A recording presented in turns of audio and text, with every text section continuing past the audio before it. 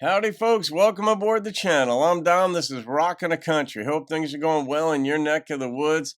I've got a gift request. You saw the title, Brenda Lee's song, As Usual. It was a gift request from Kyle Perkins. So, Kyle, thank you for this gift. I don't know this song, I don't think. I grew up on rock, but the title doesn't ring a bell.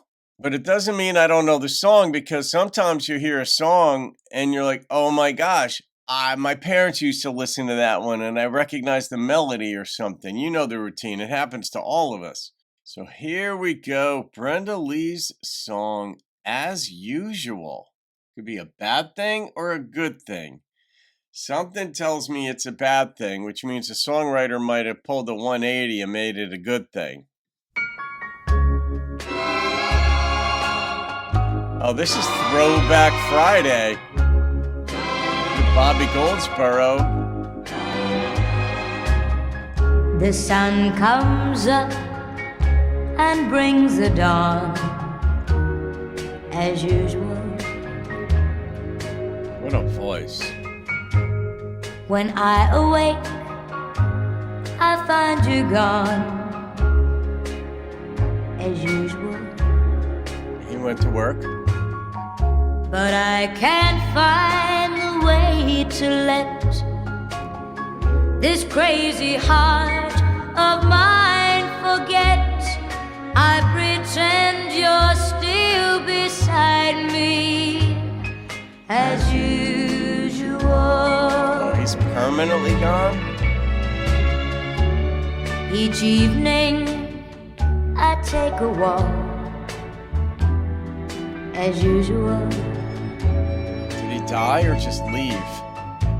I make believe that we still talk,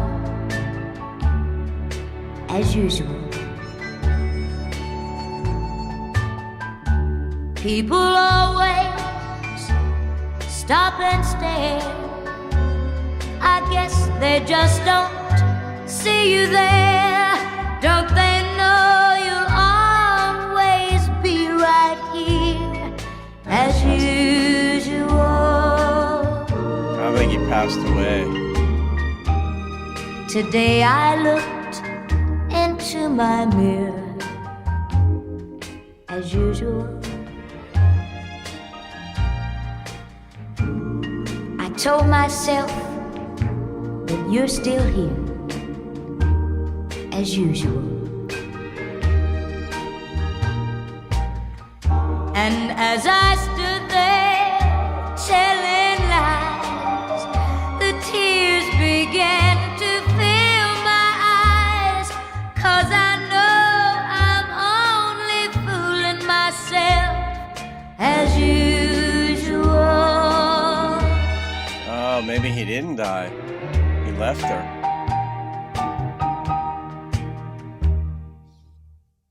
Oh, it ended? Oh, crap. You know, some of the songs generally, as anything, it is time frame or chronologically relevant, the context. And when this song came out, they didn't talk as much about divorce or the ugliness of life in songs. There was sadness presented in songs, and it's not universal. I mean, there were some things that were a little bit more on the nose, but it was not nearly as prevalent as what the music industry and how music is presented morphed into or evolved into now, where things are just very direct, explicit. There's cussing in songs, whether it's rap music or rock or any of that. Even country or folk songs, Anthony Johnson's songs, for example. But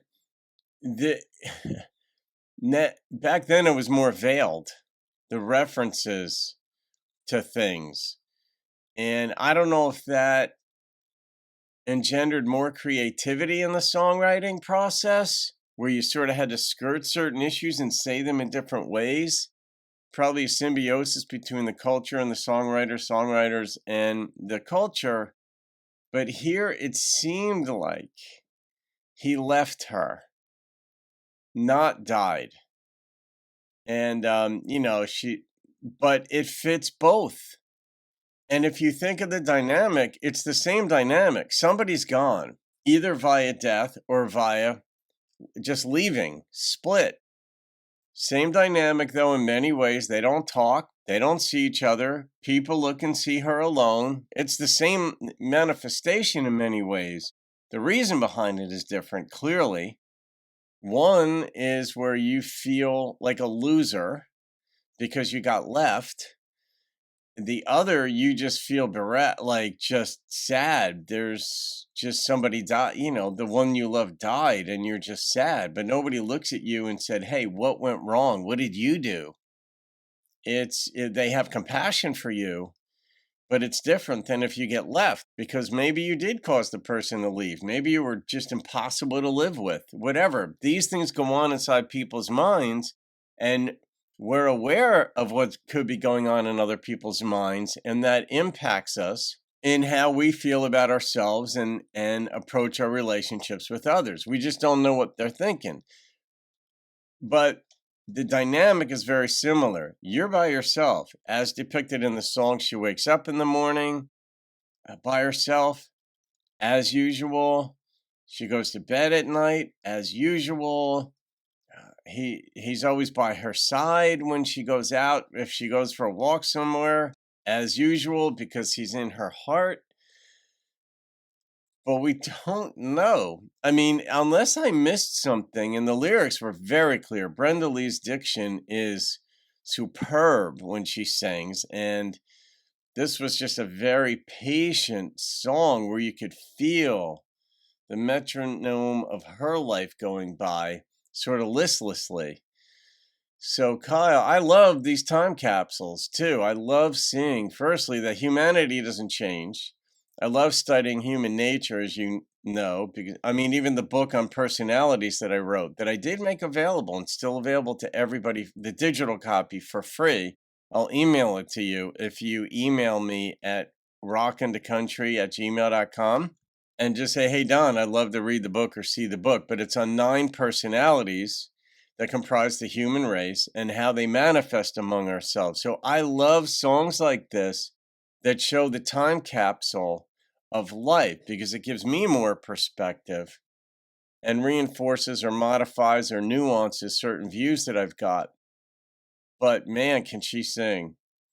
And the orchestra, the big band era, so to speak, but this wasn't swing and this wasn't up tempo. This was clearly, but you had like the stringed instruments, the violins in the background. They're not fiddles in the song like this, even though they're basically the same instrument, a fiddle and a violin. I think it's just like different strings and the way in which they're played and the genre in which they're playing. But I'm going to rate this song. And the number that popped into my head was a 9.2 on the strength of the way the story was told. And when I can't figure it out, and it's due to really good songwriting. They didn't tip their hand. I love that.